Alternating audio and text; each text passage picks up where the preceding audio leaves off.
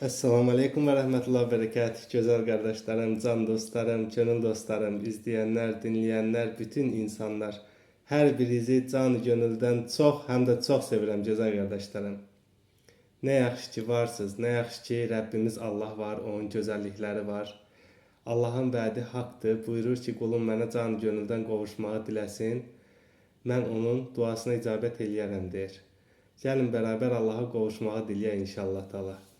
Ey gözəl Allahım, ey yücələr yücəsi Allahım, Mövlam, sahibim, Rəbbim, mən də səndən səni istəyirəm. Mən də ölməzdən öncə ruhumu sənə qaytarmağı diləyirəm. Mən də sənin dostlarından olmaq istəyirəm Allahım. Amin inşallah.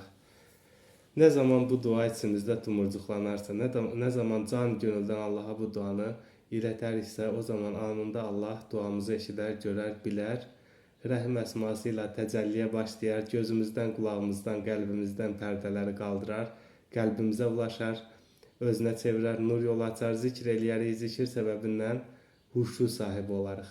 Zikr Allahın isminin ardarda Allah, Allah, Allah, Allah, Allah, Allah, Allah, Allah, Allah deyə təkrar eləməkdir can dostlarım.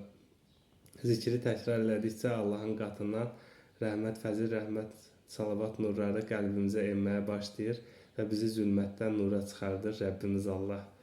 Huşu sahibi olandan sonra Allah'tan hak mürşidi, hak dəvətçini istəyirik, Allah göstərir. Onun önündə beyət elədiyimiz zaman ruhumuz vücudumuzdan ayrılıb Allah'a doğru yolculuğa çıxırdan dostlarım.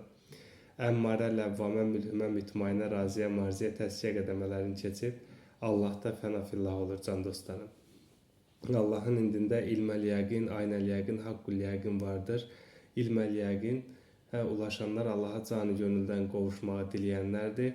Ruh təslim olandan sonra ta ki daimi zikrə ulaşıb Ul-Albab məqamına çatana kimi bir insan ilməl yəqinlə aynəl yəqinin arasında bir körpüdədir. Allah Taala fizikin ötəsinə keçirir bir insanı və ona mənəvi yardımlar göndərməyə başlayır.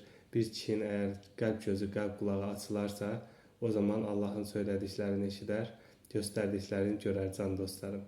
Daimi zikrə ulaşana qədər kişi hikmət sahibi olmamışdır.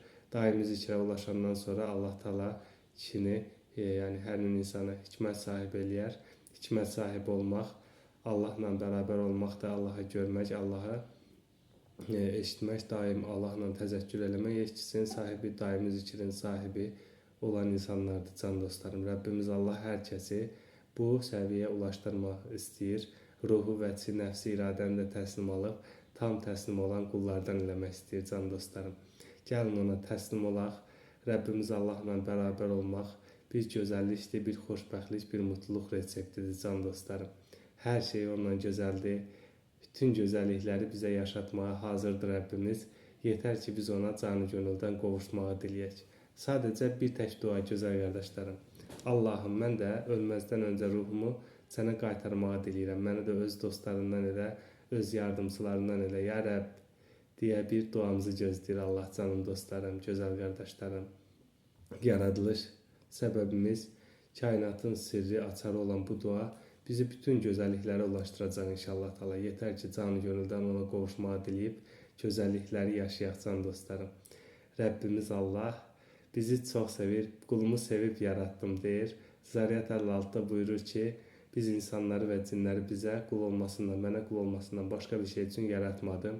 Ki qulluq qədəməsinə görə bir insan xoşbəxtliyin səviyyəsini yaşayar can dostlarım. Allahın vədi haqqdır.